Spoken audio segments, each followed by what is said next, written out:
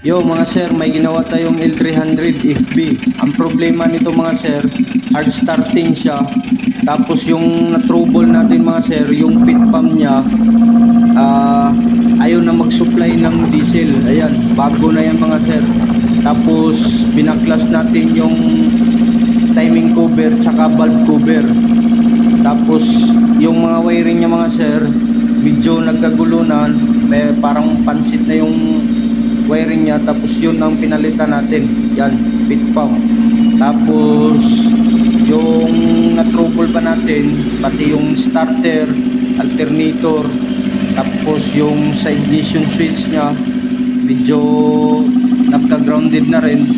Kaya nirekta muna natin yung shut off valve sa battery para mapa-start natin. Tapos yung alternator naman, kinuna natin ng voltahe kung okay ba yung alternator niya, kasi nag-trouble din tayo sa alternator.